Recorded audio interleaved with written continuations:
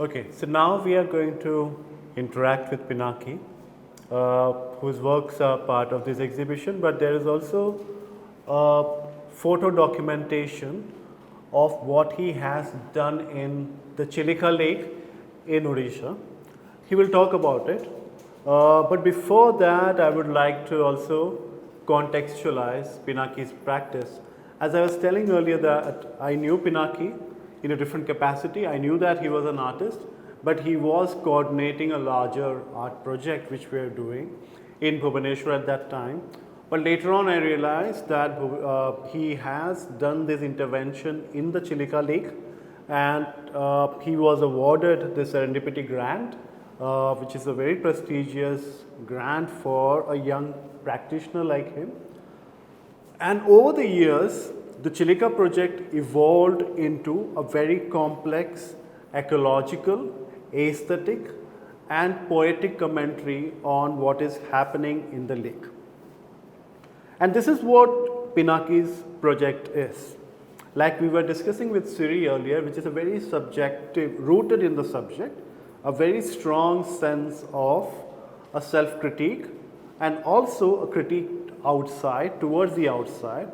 Similarly, Pinaki is looking at the landscape, Pinaki is looking at the ecology, what is happening in Chilika, and he is not just bringing in beautiful images, beautiful landscapes, he is not doing that.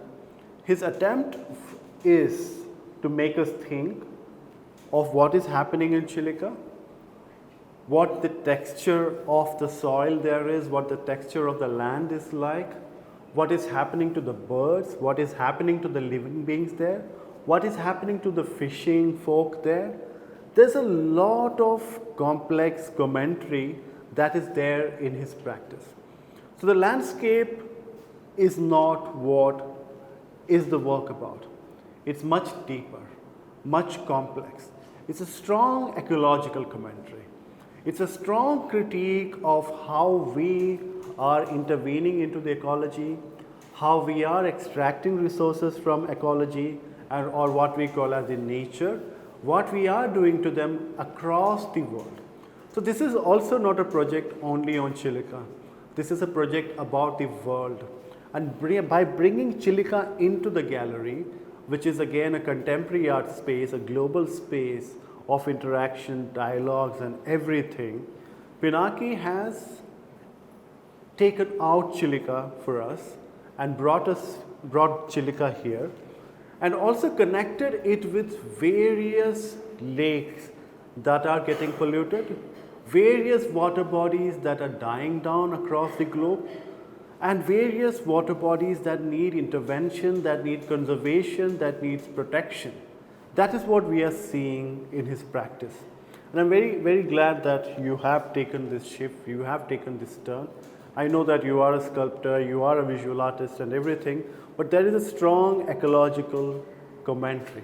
There's a strong ecological politics that is there in your work. So let us begin with what you have done in Chilika. How did you start interacting with Chilika? What happened? Thank you, Premjish. Actually मेरा जो चिलिका में मैं थोड़ा मतलब मेरे बचपन से मैं मतलब वही सोर्स ऑफ एनर्जी से मैं मतलब खुद ही क्रिएट हुआ हूँ. जो मैं क्रिएट कर रहा हूँ वो अलग चीज़ है, लेकिन मैं खुद एक चिलिका का क्रिएट किया हुआ एक आर्टिस्ट हूँ. जैसे मैं वहाँ पे काफ़ी सारा स्टोरीज, पोइट्रिक हिस्ट्री, ये सारा चीज़ में जैसे एक आर्टिस्टिक जर्नी के साथ जैसे मैंने स्टार्ट किया तो बहुत सारा इन्फ्लुएंस मेरे ऊपर आने लगा. तो धीरे धीरे करके मुझे जब आर्ट का एक अंडरस्टैंडिंग क्रिएट हुआ तो मुझे वो एक टाइम जोन, एक एरा कह सकते हैं, वो मुझे ज़्यादा प्रभावित करता है. जैसे एक पोइट्रिक इन्फ्लुएंस मैंने ज़्यादातर राधानाथ राय का चिलिका काव्य से लिया हुआ है, और वो एंड ऑफ 80s और में था. तो और 90s में, एंड ऑफ 90s में फिर और एक चिलिका के लिए एक मोमेंट स्टार्ट हुआ जो बांको बिहारी दास और चित्तरंजन षडंगी, बहुत फाइटिंग किए चिलिका का एनवायरनमेंट को बचाने के लिए, इंडस्ट्रियल सिविलाइजेशन जैसे क्रिएट हुआ। तो वहाँ से मुझे एक वो सारे स्टोरीज़ को मेरे मतलब गांव से मैंने सुना, दूसरी जगह से मैंने सुना। तो दैट्स फिर उसके साथ मैं अभी वो कैसे देखते थे और मैं अभी चिलिका को मैं कैसे देख रहा हूँ, वो तो उसके बीच में जो एक इंटरप्रिटेशन हो रहा है मेरे और मेरे चिलिका के साथ, तो वो मेरे काम में धीरे धीरे प्रोसेस में आ रहा है। सारा चिलिका के फाउंड ऑब्जेक्ट्स, एलिमेंट्स और पोइट्री की इन्फ्लुएंस, वो सारा मेरे काम में मैं धीरे धीरे लेके आ रहा हूँ। और खास करके कि टाइम को मैंने जो नज़दीक से देखा है, जैसे कि ये सारा जो मेरा अभी काम सेरेंडिपिटी आर्ट प्रोजेक्ट में मैंने किया था, तो वहाँ पे चिलिका का मतलब पोइट्री के चिलिका का साइंतन्य दृश्य। Which year was this? 19 में अब मुझे ग्रांट मिला था और पैंडेमिक की वजह से थोड़ा हुआ। फिर उसके पैंडेमिक के बीच में जो मैं गांव में था, तो उसी टाइम में ये काम स्टार्ट किया। तो बीच पैंडेमिक में ये सब कर रहा था चिलिका में। तो जो चेंजेस को मैंने जैसे देखता हूँ कि ये जो मेरा जो चिलिका में जो काम है, जैसे एक इवनिंग हो रहा है और एक फिशरमैन उस इवनिंग में फिशिंग करके अपने घर की तरफ जा रहा है। और तो जो पोइट्री वे में उस कहानी को बताया गया है, उसी पोइट्री वे में जैसे उसका शैडोज कैसे आ रहा है वाटर के ऊपर, उसका जो स्टेटमेंट, उसका जो वो कितना हैप्पी है और कितना वो लेके जा रहा है अपनी फैमिली के फिर मीट करने के लिए। तो ये सारा काम उसी से इंस्पायर होके मैंने किया है। और मैं वो जो बदलाव मतलब वो टाइम टू टाइम जा रहा है, मतलब जो वो अपने घर की तरफ जा रहे हैं, तो लेकिन उसके बीच में बहुत सारा टाइमिंग का है वो पोइट्री में। तो उससे मैं एक एनवायरनमेंट को लेके जैसे मैं देख रहा हूँ कि हाउ चिलिका चेंज कैसे, ये सिर्फ मेरी बात नहीं है, मतलब मेरे एक आइलैंड से जो बिलोंग्स करता हूँ वहाँ की बात नहीं, ये सारा वर्ल्ड की मैं बात कर रहा हूँ। जैसे कहाँ मतलब कैसे ग्लोबली एक एनवायरनमेंट को लेके कैसे चेंजेस आ रहा है, तो उसी के ऊपर मेरा सारा काम मैं लेके आ रहा हूँ। I liked what you said, that how Chilika changed. But along with that, how did you change? Your practice changed. Do you see any change in your practice? Yeah. What can you explain? What has happened? जैसे मैं अभी पिछले मैंने जब starting किया तो basically site specific installation, तो gallery के जैसे काम कर रहा हूँ। तो जैसे मैं वहाँ पे एक स्टोन लेके आता हूँ, चिलिका से कलेक्ट करता हूँ। तो सिर्फ वो एक मैं ऐसा नहीं मानता कि वो स्टोन एक सिर्फ मेरे लिए स्टोन है या किसी के, वो एक स्टोन एक माउंटेन की कहानी कहता है, एक माउंटेन एक ट्री की कहानी कहता है, एक ट्री एक पक्षी एक ट्री की कहानी कहता है। तो मेरे काम में तो वो जो सारा चीज़ प्रैक्टिस में वो धीरे धीरे एंगेज हो रहा है। मतलब ऐसा कोई चीज़ आपको नज़र नहीं आएगा जिससे एक दूसरे से वो अलग है। वो जैसे मतलब वसुधैव कुटुंबकम, मतलब जैसे तो हम जो भी करते हैं, जो भी हमारा सराउंडिंग जो हैपनिंग होता है, वो किसी न किसी वजह से जुड़ा हुआ है। जैसे मैं एक एनवायरनमेंट को देख रहा हूँ कैसे चेंज हो रहा है, चिलिका कैसे चेंज हो रहा है, वहाँ पे कैसे ये सारे जैसे मैंने बाम्बू स्टिक और ये के लेके कहता उसका भी था कि एक सर्टनिटी है हर वो जगह पे, एक वाटर बॉडी है, एक सर्टन थिंग है, वो हमेशा रहता है।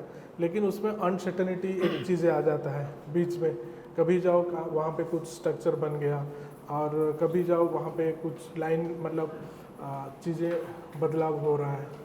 तो वो मेरे काम में भी आ रहा है उस चीज़ को लेकर। तो जिस हिसाब से हम पोइट्री की बात, like we are talking about poetry basically, you have said about Radhanath and poetry has been an influence on your practice. So when we talk about that, what is that you are taking from the poetry into the art? What is that you are taking from poetry?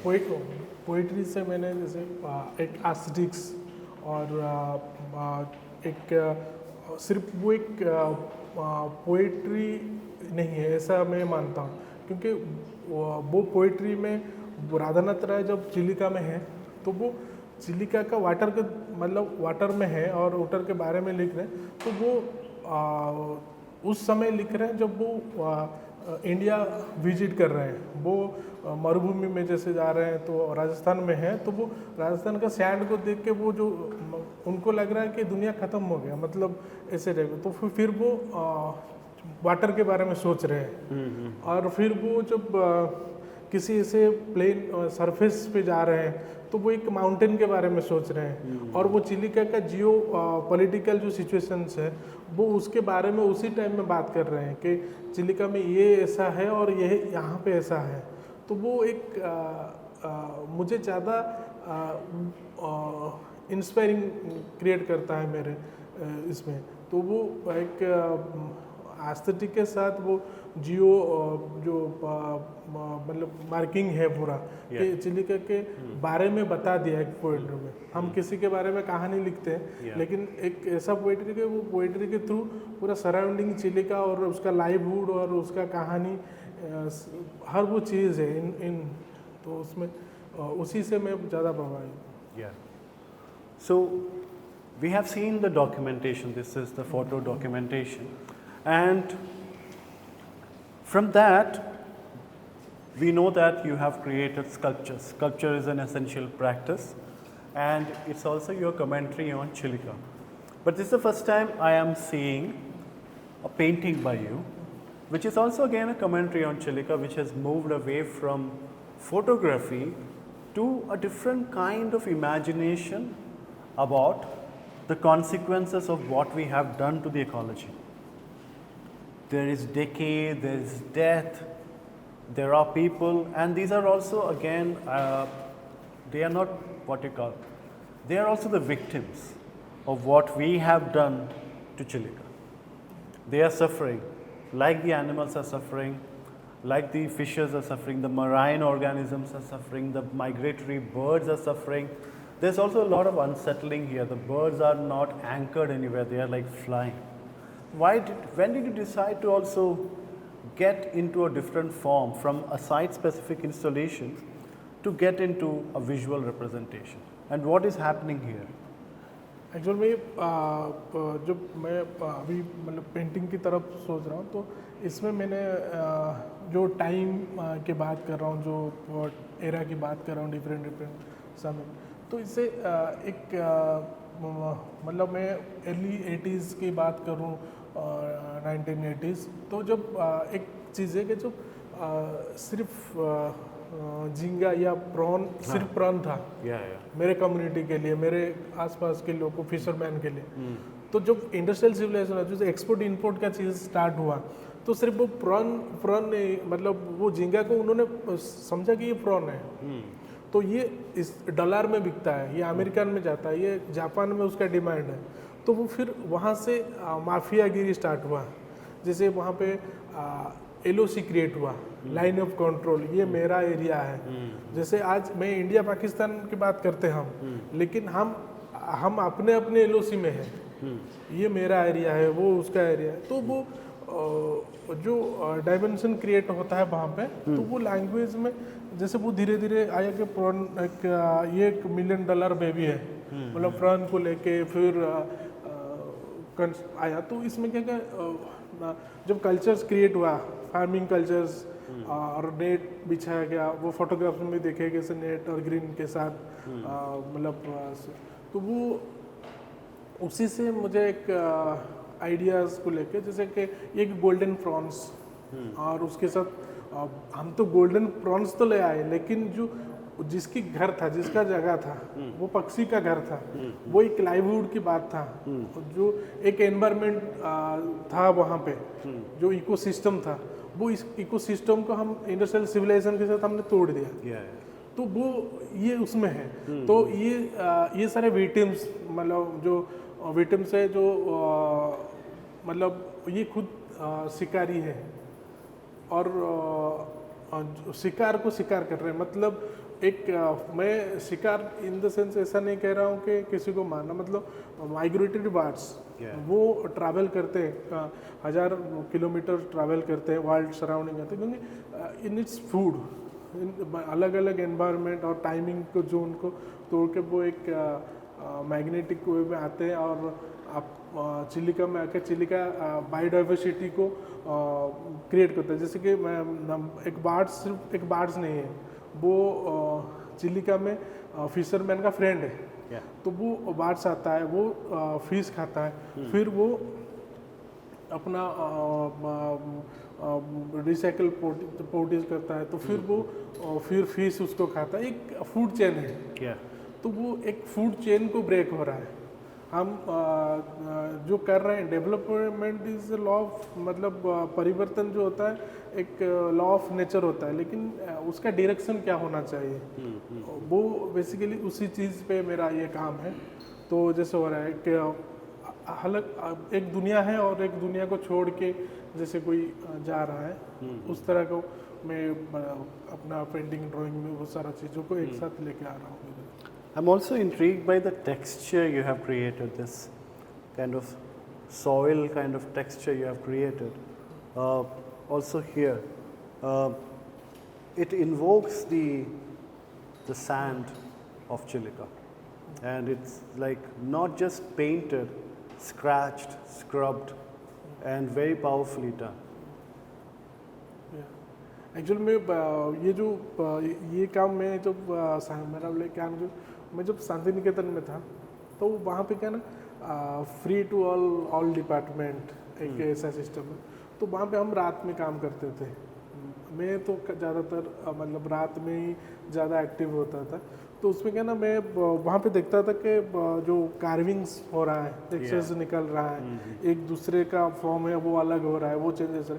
और मुझे ज़्यादा वहाँ पे जब मैं था तो ये सारा जो चीज़ें वहाँ पे मैंने क्रिएट किया था, तो वहाँ से मुझे मिला था, वो धीरे धीरे करके मेरे काम में अभी आ रहा है। तो वहाँ पे जैसे मैं था तो मैं ज़्यादा उस टाइम बहुत काम कर रहा था, जैसे स्टील लाइफ स्टडीज करता था, फीस बना लिया, क्योंकि वो इनिशियल एक स्टेज होता है आर्ट प्रैक्टिस में, वो करता था। जैसे ही मैं करता था तो फिर मैंने भाषा भवन मतलब जो लैंग्वेज डिपार्टमेंट है उस तरफ मेरा ज़्यादा फ्रेंडशिप हुआ। तो मैं ज़्यादातर लिटरेचर बैकग्राउंड जो फ्रेंड थे उनके साथ ज़्यादा टाइम बिताने लगा। वो उनकी कविता का जो पाठ करते थे या कहानी को वैसे, तो वो अच्छा लगता था। तो वो उसी में जो छोटा छोटा एलिमेंट्स के बारे में बात करना, तो वो करते थे, तो उसी से मुझे बहुत इंस्पिरेशन मिला। फिर उसके बाद मैंने अपना पेपर में वो भी धीरे धीरे स्टार्ट कर दिया काफ़ी सारा।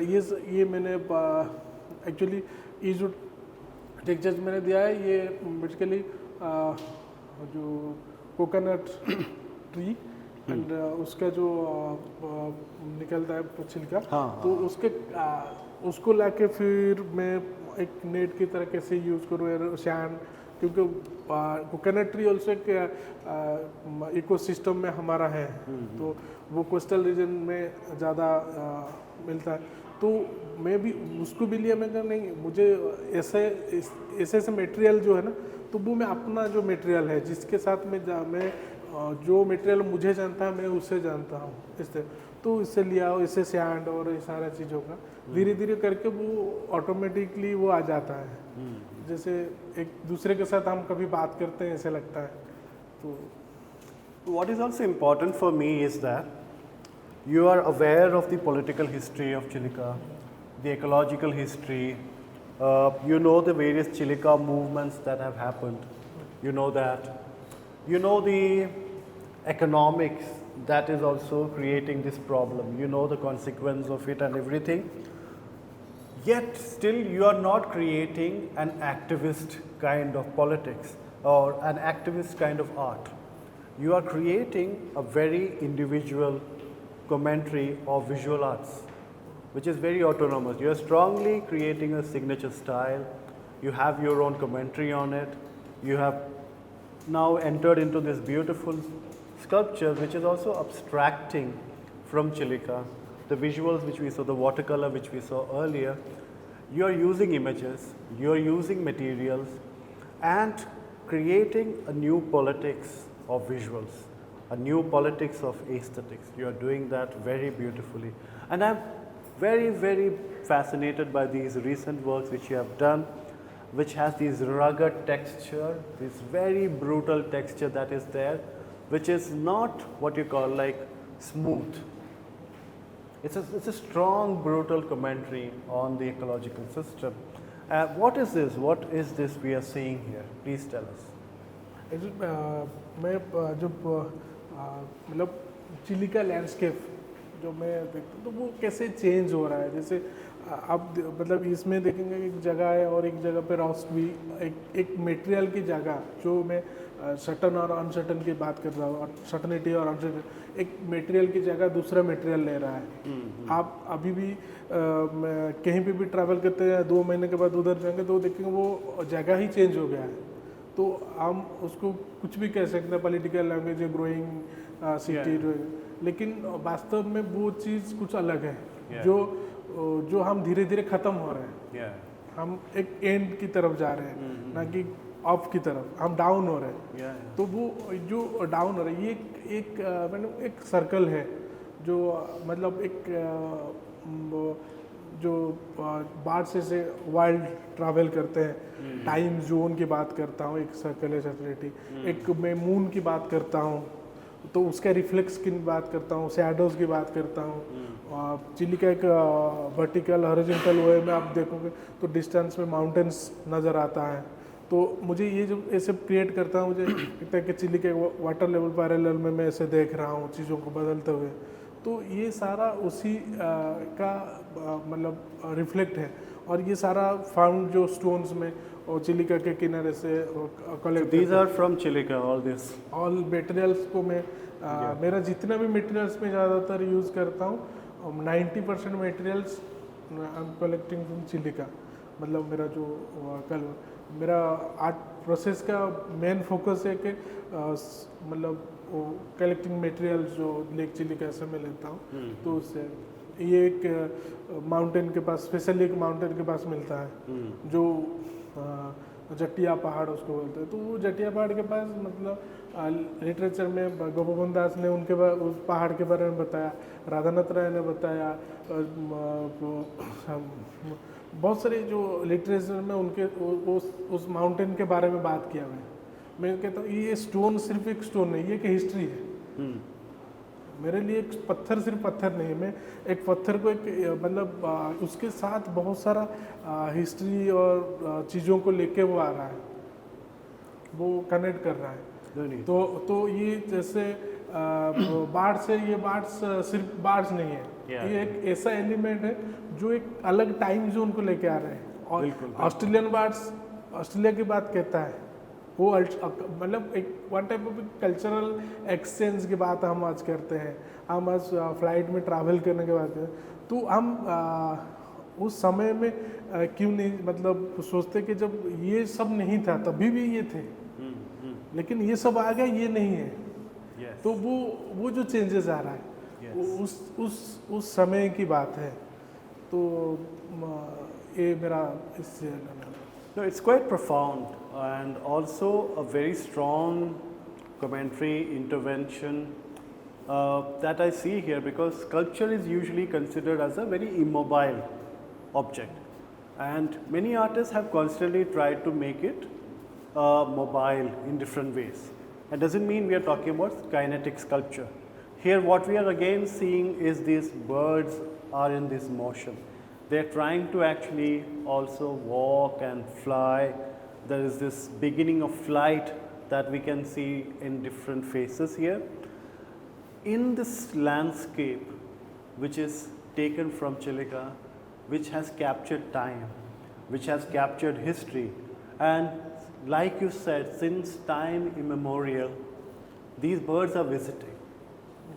They may visit, and it's our duty to also protect that they continue to visit, because it's also part of the ecological cycle that we need to maintain that balance. And like I said earlier, what is so crucial about what you're doing is that you're not creating a boring political work, which many artists can do easily, which many artists also tend to do, that they forget the aesthetics. They talk about the politics, they highlight the politics, but they totally ignore the aesthetics. But here you are strongly talking about the politics, but not compromising on the aesthetics. And thank you for doing this and also creating a new ecologically sensitive work that is very much rooted in the Indian context. Because jab bhi when we talk about ecology, in the global sense, it is the anxiety of the white world that dunya is khatam hone wala hai, all the Hollywood movies and all we see, the apocalyptic movies, it's basically the white man, white woman, their world, it's going to collapse. We don't fit into that. And all the new theories and everything which many curators also use, artists also use, Anthropocene and all those things, which basically blames the the human world and also blames that we are responsible for this crisis. Yes, we are, but there are bigger people who are also responsible, like you said, the corporates, the bigger corporates, the petroleum mining corporations and all who are responsible for this situation. So we need to shift the frameworks, how to look at ecology, how to also talk about our experiences, not the US, Europe centric experiences, but the experiences of the poor countries of Asia, Latin America, Africa, and works like these are important for that. So thank you for making this, and thank you for your intervention. Thank you, Pinaki. Thank you, Premjish. Thank you, Monica ma'am. Thank you, Premjish, for this talk. Thank you, Siri, for what you spoke about your work. And I think what is really important here is that I think artists are harbingers of change. And like you talked about the sense of doom, I think we want to show that art is not about, even when it's political, even when it's done for ecological reasons, it's not with a sense of doom, it is with a sense of hope. It is, what you are doing is through the visual language. I think artists are empowered beings. They are able to convey their thoughts in visuals or in words, into music. And I have truly believed, in fact, this is something that I kind of almost predicted, where I said that, now that we have the pandemic and from suffering emerges creativity, it is this time that humanity took to actually say that this is who we are. The one thing that defines humanity is progress.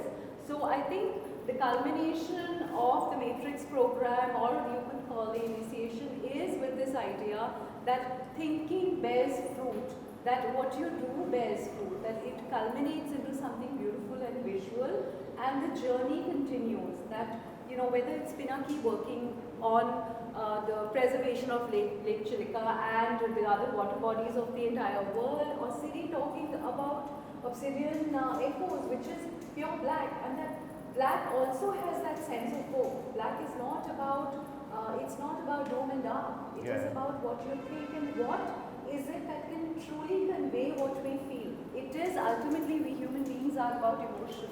And if we can convey it through what we create with our hand, then nothing more beautiful and better than that. So thank you, Siri, thank you, Pinaki, for being here, and thank you, Premjish.